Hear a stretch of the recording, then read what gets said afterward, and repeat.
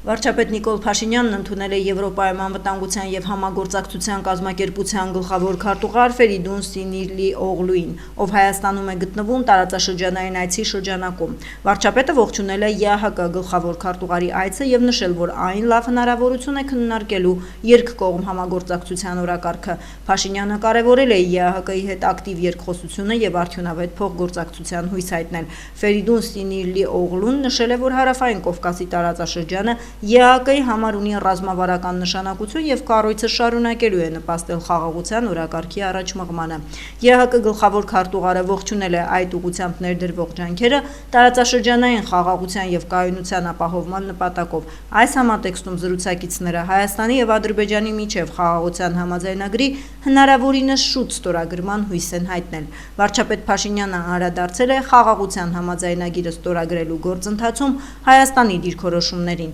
շեշտելով, որ խաղաղության օրակարգը Հայաստանի կառավարության առաջնահերթությունն է։ Իր հերթին Ֆերիդուն Սինիրլի-Օղլուն նշել է, որ տարածաշրջանում խաղաղության հասնելու մեծ հնարավորություններ կան և պետք է դրանք իրացնել։ Մտքեր են փոխանակվել երկուստեք հետաքրքրություն ներկայացնող այլ հարցերի շուրջ։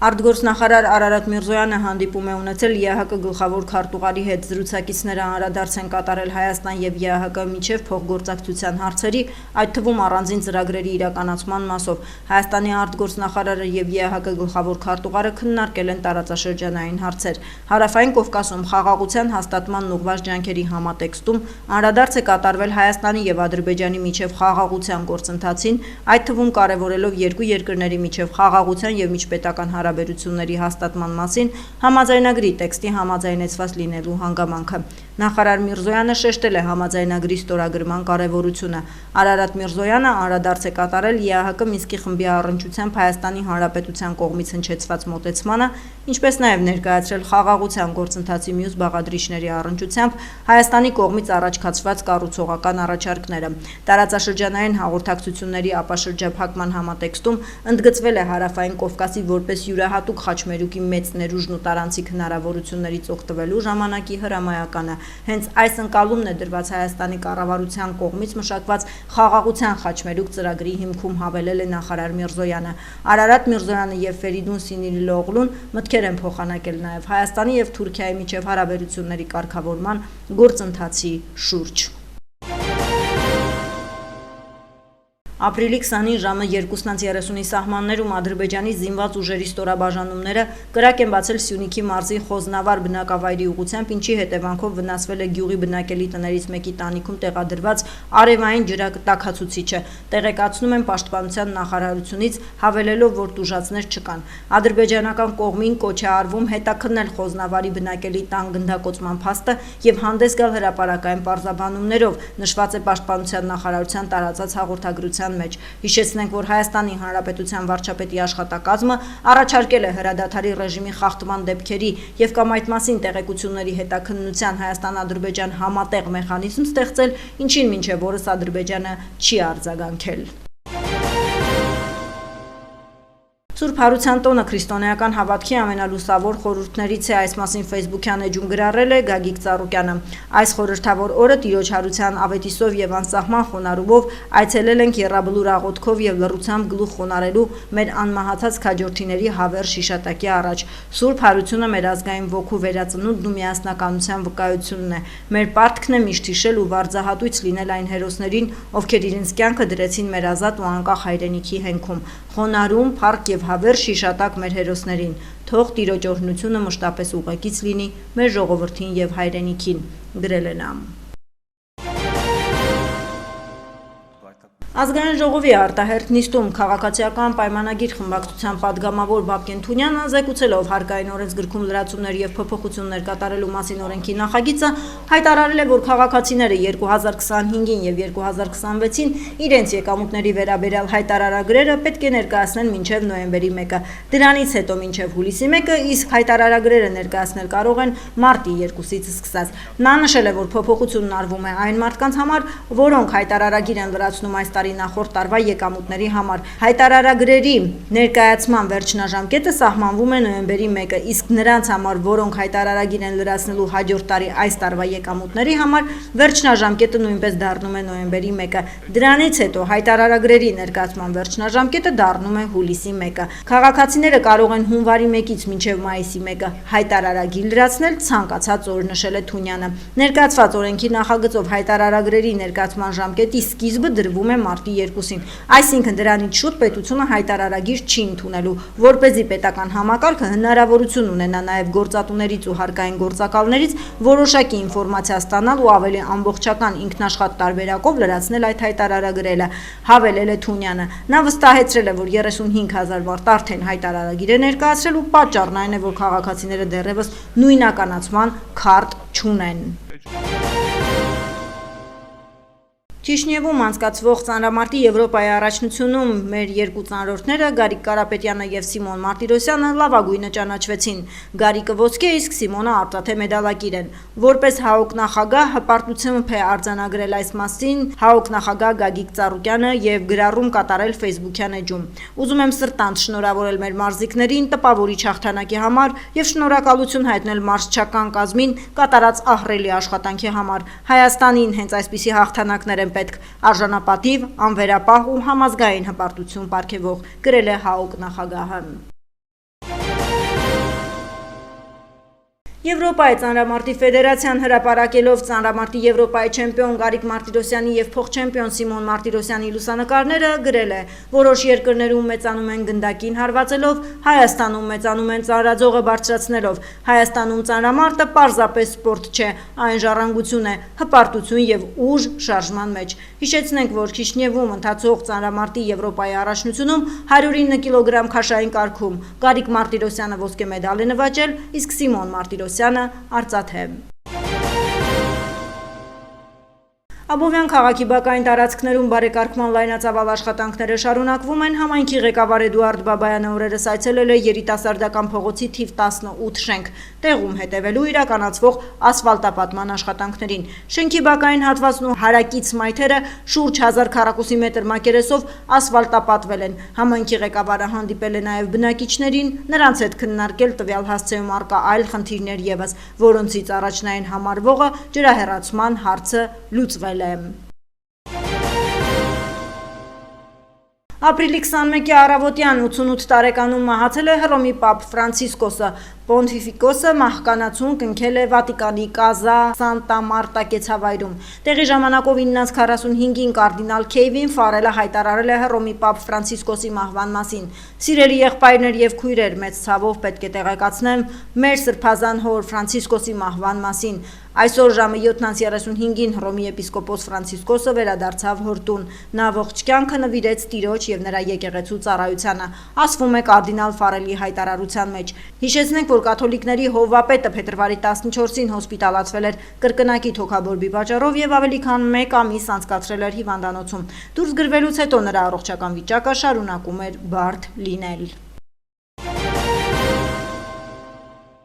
Հռոմի Ֆրանցիսկոս Պապը աղոթել է Հայաստանի ու Ադրբեջանի միջև վերջնական խաղաղության համաձայնագրի և տարածաշրջանում հաշտության համար։ Այս մասին ասված է նրա Urbi et Orbi զատկական ավանդական ուղերձում, որն այս տարի իր խնդրանքով ընթերցել է սրբազան հոր արարողակարգի պետ arczepiskopos Դիեգո Ռավելին։ Նա մասնավորապես ասել է. «Այս տոնական օրը եկեք հիշենք Հարավային Կովկասը և աղոթենք Հայաստանի ու Ադրբեջանի միջև վերջնական խաղաղության համաձայնագրի շուտափույթ ստորագրման և իրականացման համար, որը կհանգեցնի տարածաշրջանում այդքան ցանկալի հաշտեցմանը»։ Ըստ ոստիկանության օպերատիվ հաղորդագրությունների ամփոփագրերի ապրիլի 17-ից 21-ին ոստիկանության ստորաբաժանումները բացահայտել են հանցագործության 351, որոնցից 11-ը նախկինում կատարված։ Նախկինում կատարված հանցագործություններից բացահայտվել են անձնական ունեցվածքի գողության 8, ավազակության ծառերը, թփերը ապօրինի հատելու և խարդախության մեկական դեպք։ Հայտնաբերվել է 21 հետախուզվող, կամավոր ներկայացել է 2-ը, գրանցվել է զենք զինամթերքի կամավոր հանձնման 4 դեպք։ Ճանապարհատրանսպորտային պատահարների վիճակագրության համաձայն անցած մեկ օրում գրանցված 46 ավտովթարի հետևանքով 1 մարդ զոհվել է, 24-ը ստացել տարբեր աստիճանի մարմնական վնասվածք։ Կրթության, գիտության, մշակույթի և սպորտի նախարար Ժաննա Անդրեասյանը 2023-ին հրաման է ստորագրել, որով հաստատել է հանրակրթական հիմնական պետական ծրագրեր իրականացնող ուսումնական հաստատությունների 2024-25 ուսումնական տարվա օրինակելի ուսումնական պլանները առաջին 4-րդ, 9-րդ, 11-րդ և 12-րդ դասարանների համար։ 2024-25 ուսումնական տարվա ուսումնական պարապմունքները հանրակրթական հիմնական պետական ծրագրեր իրականացնող ուսումնական հաստատությունների առաջինից 12-րդ դասարաններում ավարտվում են սույն թվականի մայիսի 23-ին հնգօրյա աշխատանքային շաբաթվա, մայիսի 24-ին 6-օրյա աշխատանքային շաբաթվա դեպքում։ Այսպիսով դպրոցներում վերջին դասը դպրոցների մեծ մասում տեղի կունենա մայիսի 23-ին, մայիսի 24-ին 6-օրյա աշխատանքային շաբաթվա դեպքում։ Միաժամանակ շրջաբերական գրության մեջ շեշտ տրվում է, որ վերոնշյալ միջոցառումների կազմակերպման ընթացքում պետք է բացառել պարտադրված դրամահավաքը։ Վերջին դասի միջոցառումների կազմակերպման շրջանակում անհրաժեշտ է բացառել դրամահավաքությունը, այդ թվում նաև ծնողների նախաձեռնությամբ կազմակերպված ուղղված սցենարին լուսանկարահանման և տեսանկարահանմանը, դպրոցների և դասարանների ձևավորմանը, հագուստներին, ավարտական երեկոյին և նվերներին, նշված է տարածված հաղորդագրության մեջ։ Ապրիլի 14-ից 20-ին ճգնաժամային կառավարման ազգային կենտրոնում գրանցվել է 424 դեպք, որոնցից 119-ը արտակարգ։ Փրկարարները օգնություն են ցուցաբերել 93 քաղաքացու անվտանգ տարածք տեղափոխել, ավտոճանապարհներին արգելափակված 75 տրանսպորտային միջոց։ Նախորդ շաբաթվա ընթացքում տուժել է 60, զոհվել 7 մարդ։ Փրկարարական գործողությունների արդյունքում փրկվել է 4 մարդ։ Ապրիլի 18-ին համայնքային ոստիկանության Նաիրիի բաժնում հաղորդում տված Զովունի գյուղի բնակիչը հայտնել է, որ ապրիլի 15-ի գիշերը անհայտ անձը կոտրել է գյուղի 4-րդ փողոցում տեղադրված սրճեփ սարքը, գողացել գումարը պատճառելով 150,000 դրամի վնաս։ Համայնքային ոստիկանների ձեռնարկած միջոցառումների արդյունքում պարզվել է, որ գողությունը կատարել է Երևանի բնակիչ 47-ամյա տղամարդը։ Նա հայտնաբերվել, ձերբակալվել ու տեղափոխվել է Նաիրիի քննչական բաժին, որտեղ խոստովանել է արարքը։ 47-ամյա տղամարդը տեղափոխվել է ձերբակալվածների պահման վայր, հանգամանքները նախաքննությամբ պարզվում են։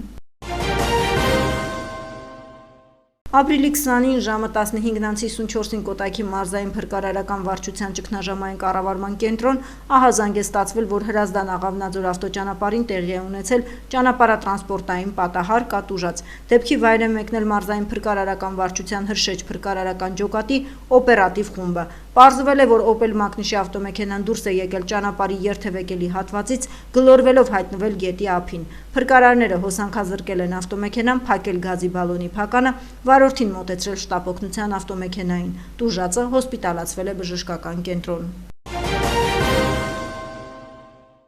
Սուրբ Զատկի հաջորդ օրը մեռելոց է ննջեցյալների հիշատակության օր, նվիրված հավատով ի Քրիստոս ննջածների հիշատակին։ Եկեղեցիներում մատուցվում է այսօր Սուրբ Պատարագ, կատարվում հոգեհանգստյան կարգ բոլոր նրանց համար, ովքեր ճշմարիտ ու սուրբ հավատով ննջեցին ի Քրիստոս։ Այս օրը մարդիկ այցելում են նաև իրենց ննջած հարազատների գերեզմանները։ Հավատացյալները շարունակ աղոթում են, որ Աստված վերջին դատաստանի ժամանակ քաղցր ողորմության արժանացնի հավատքով ննջած հանգուցյալներին։ Խնդրում Տիրոջ ներողամտությունը։ Փրկարար ծառայությունից տեղեկացնում են, հանրապետության տարածքում ավտոճանապարհները հիմնականում անցանելի են։ Փակ է Արագածոտնի մարզում Ամբերտ Բարձր լեռնային օդերևութաբանական կայանից Քարիլիչ տանող ավտոճանապարհը։ Հիդրոօդերևութաբանության և մոնիտորինգի կենտրոնից հայտնում են, հանրապետության տարածքում ապրիլի 22-ից 23-ին, 25-ին շրջանների զգալի մասում, 24-ին, 26-ին առանձին շրջաներում սպասվում է կարճատև անձրև և ամպրոպ, քամին հարավ-արևմտյան 2-ից 5 մետր/վայրկյան արագությամբ։ Ապրիլի 22-ից 25-ին առանձին վայրերում սպասվում է քամու ուժ գնացում 14-ից 18 մետր/վայրկյան արագությամբ։ Օդի ջերմաստիճանը ապրիլի 22-ին աստիճանաբար կբարձրանա 3-ից 5 աստիճանով։